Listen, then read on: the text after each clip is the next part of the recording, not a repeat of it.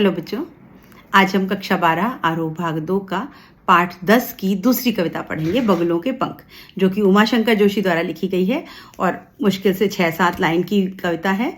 छोटी सी कविता है, देखते हैं इस कविता का पहले सार देख लेते हैं। यह कविता सुंदर दृश्य बिंब युक्त कविता है। अब ये कविता बिंब की कविता है।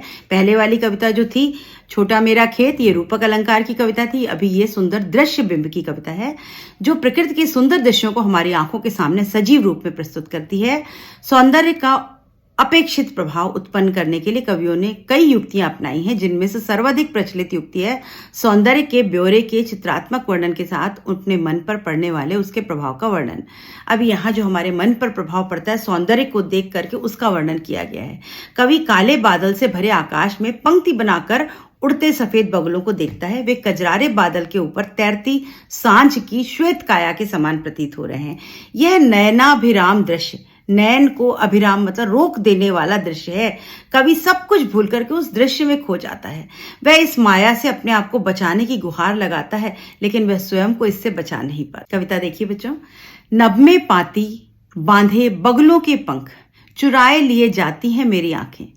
कजरारे बादल की छाई नभ छाया, तैरती सांझ की सतेज श्वेत काया।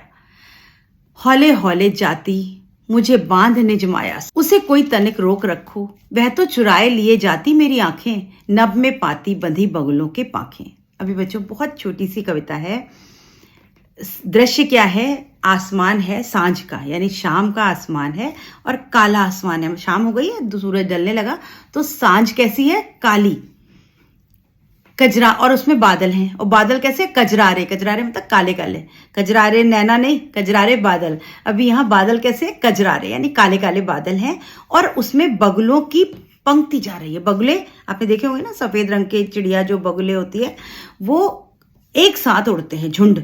जब भी शाम का समय होता है तो पक्षी जो है वो वापस अपने घर लौटते हैं और वो एक साथ झुंड में जाते हैं, तो पंक्ति बनाकर चलते हैं। ये पक्षियों की विशेषता है। तो बगुलों की एक पंक्ति जो है वो जा रही है। बगुले कैसे हैं? सफेद रंग के। तो काले कजरारे बादल में से और वो तैरते हुए बगुले की जो पंक्ति जा रही है, लाइन जा रही है, वो ऐसा लग रहा है जैसे सांझ यानी शाम। उसका मानवीकरण कर दिया यहाँ की एक कोई सतेज श्वेत काया, एक सफेद रंग की कोई शरीर है जो उड़ता हुआ उन कजरारे बादलों में से जा रहा है। वो सफेद शरीर किसका है? सांझ का, शाम का। यानी शाम अब यहां से जा रही है, अब अंधेरा होने वाला है। और ये जो दृश्य है, काले बादल, सांझ का समय, बगुलों की उड़ती पंक्ति, ये ऐसी है कि इसने धीरे धीरे मुझे बांध लिया है निज माया से। मेरे ऊपर जादू कर दिया है और मुझे बांध लिया है, जकड़ लिया है।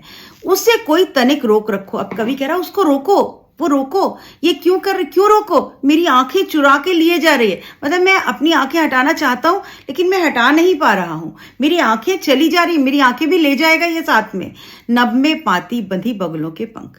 ये जो नभ में पंक्ति बांध करके बगुले जा रहे हैं, उनकी पांखें जो उनके उड़ते पंख हैं, ये मेरी आंखें, मेरी दृष्टि चुरा के ले जा रहे हैं। इनको कोई रोको, मेरी आंखें भी साथ में चली जाएंगी। वो कवि उस पे से आंख हटाने की कोशिश करता है, लेकिन वो हटा नहीं पा रहा। मतलब क्या है कि इतना खूबसूरत दृश्य है कि कवि उसके साथ बंधा जा रहा है, उसका जादू उसके ऊपर चल रहा है। वो अपने आप वो चाहता है कि उस दृश्य को बस देखता ही रहे, एक टक देखता है। ये है कविता का भाव। नभ में पाती बांधे बगुलों के पंख। नभ में आसमान में, पाती बांधे पंक्ति बंधे हुए बगुलों के पंख। बगुले पंख उड़ाते हुए उड़ रहे हैं। चुराए लिए जाते ही वो मेरी आंखें चुरा के ले जा रहे हैं। आंखें चुराना मतलब दृष्टि चुराना, यानी एक टक देखते रहना। कजरारे बादल की छाई नभ छाया। कजरारे बादल कैसे हैं? काले बादल हैं, आसमान में छाए हैं। तैरती सांझ की सतेज श्वेत काया, और उसमें तैर रही है सांझ की, शाम की सतेज मतलब तेज के साथ चमकती हुई एक श्वेत काया तैरी। मतलब काले काले बादलों, वो जो सफेद सफेद बगुलों की पंक्ति है, वो ऐसा लग रहा है काले में सफेद रंग चमक रहा है। और वो कौन है? शाम है। वो एक सुंदर स्त्री है जिसने श्वेत वस्त्र धारण किए और वो तैर रही है उसमें। हौले हौले जाती मुझे बांध निज माया, और अपनी माया, अपने जादू से उसने मुझे भी बांध दिया और मुझे यूं खींचती हुई ले जा रही है। जैसे हिप्नोटाइज हो जाता है ना, किसी को हिप्नोटाइज करके और अपने साथ जाओ तो पीछे पीछे चलता चला आता है, ऐसा ही कवि हो गया है। वो हिप्नोटाइज हो गया है, उसको बांध लिया है और वो पीछे पीछे जा रहा है, उसे कोई तनिक रोक रखो। वो कह रहे हैं उसको रोको, नहीं तो मैं उसके साथ साथ चला जाऊंगा, मेरी आंखें चली जाएंगी, तो उसको रोको। वो तो चुराए लिए जाती मेरी आंखें, वो मेरी आंखें चुरा के ले जा रही है। नभ में पाती बंधी बगलों की पंखें, नभ में वही पंक्ति बांधे हुए बगलों के पंख। तो ये बहुत सुंदर कविता है बच्चों, बस इतनी ही सी कविता है। अभी यहाँ पर इसका व्याख्या देखिए। कवि आकाश में छाए काले बादलों की पंक्ति बनाकर उड़ते हुए बगलों के सुंदर सुंदर पंखों को देखता है। वह कहता है मैं आकाश में पंक्तिबद्ध बगलों के उड़ने पर एकटक देखता रहता हूँ। यह दृश्य मेरी आंखों को चुरा के ले जाता है। काले काले बादलों की छाया नभ पर छाई हुई है।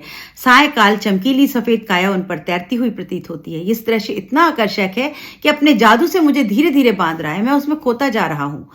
कवि आह्वान करता है कि इस आकर्षक दृश्य के प्रभाव से कोई तो रोक लो। वह इस दृश्य के प्रभाव से बचना चाहता है, परंतु इस दृश्य तो कवि की आंखों को चुरा कर ले जा रहा है। लेकिन ये दृश्य जो है वो कवि की आंखों को चुरा के ले जा रहा है। आकाश में उड़ते पंक्तिबद्ध बंगलों की पंखों में कवि की आंखें अटक कर रह गई हैं। अभी यहाँ हौले हौले में पुनरुक्ति प्रकाश अलंकार है, सहज सरल भाषा है और बिंब है, दृश्य। आपकी आंखों के आगे वो सांझ का चित्र आ जाएगा कि शाम हो गई है, काले बादल है और बगलों की पंक्ति बनाकर बगले उड़ रहे हैं। आंखें चुराना मुहावरा है। आंख चुराना मतलब छुप जाना, आंख चुराना मतलब छुप जाना, तो यहाँ मुहावरे का प्रयोग किया गया है। अभी बच्चों इस कविता के अलग से प्रश्न आपकी पुस्तक में नहीं दिए हैं, कुछ छोटे छोटे प्रश्न हैं जिनको हम अभी साथ में देख लेते हैं।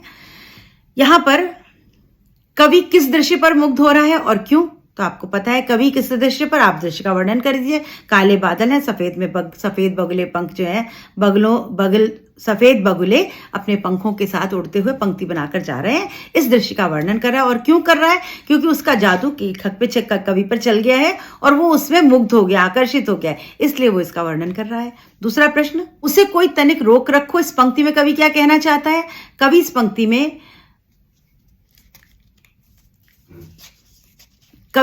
में दोहरी बात कहता है, मतलब दो बातें कहता है कि एक तो मैं नहीं देखना चाहता हूं इसको, और दूसरा कह रहा है मैं रह भी नहीं पा रहा हूं देख के बिना। तो एक तरफ वो सुंदर दृश्य को रोक के रखना चाहता है ताकि उसे वो देख सके, और दूसरी तरफ वो उस दृश्य से बचना चाहता है। मतलब वो कहता है कोई इसको रोको, ये जा रहा है, ये मेरी आंखें भी चुरा है, तो वो कह रहा है इसको रोक लो। मतलब इतना सुंदर दृश्य है, वो उसको छोड़ना नहीं चाहता, और साथ साथ ये भी चाहता है कि कहीं ये मुझे रोक लो, नहीं तो ये जाएगा तो साथ साथ मेरी दृष्टि भी चली जाएगी। तो दो तरह की बातें करी कवि ने। तीसरा प्रश्न, कवि के मन प्राणों को किसने अपनी आकर्षक माया में बांध दिया और कैसे? किसने बांधा? इस दृश्य ने बांधा। कवि के मन प्राणों को आकाश में काले काले बादल में छाया में उमड़ते सफेद बंगलों की पंक्ति ने बांध लिया है। पंक्तिबद्ध उड़ते श्वेत बंगलों के पंखों में उसकी आंखें अटक कर रह गई हैं, वह चाह कर भी आंखें हटा नहीं पा रहा है। चौथा प्रश्न, कवि उस सौंदर्य को थोड़ी देर के लिए अपने से दूर क्यों रोके रखना चाहता है? उसे क्या भय है? कवि उसको अपने से दूर रोक कर रखना चाहता है क्योंकि वह उस दृश्य पर मुग्ध हो चुका है। उसे इस रमणीय दृश्य के लुप्त हो जाने का भय है। उसको डर क्या है? दो डर है, कहीं ये दृश्य खत्म ना हो जाए और कहीं ऐसा ना हो इस दृश्य के साथ साथ वो जा रहे हैं तो मेरी दृष्टि भी इनके साथ चली जाए, मतलब मैं इनसे अपनी नजरें नहीं हटा पा रहा हूं। तो बच्चों इस छोटी सी कविता पर आपसे ऐसे छोटे छोटे प्रश्न पूछे जा सकते हैं। इसमें अलग से प्रश्न पूछने की जगह ये कविता दे करके आपसे उस पर छोटे छोटे पठित पद्य में ये कविता आ सकती है, बगुलों के पंख। या आपसे पूछा जाता है कि बगुलों के पंख कविता का प्रतिपाद्य लिखिए या सारांश लिखिए, तो आप शुरू से लेकर अंत तक इस कविता में जो कुछ बताया गया है आप उसको अपने शब्दों में लिख देंगे। तो बच्चों यहाँ पर समाप्त होता है बगुलों के पंख कविता, यानी आपका पाठ 10। अब मिलते हैं नेक्स्ट वीडियो में अगले पाठ के साथ। Good bye.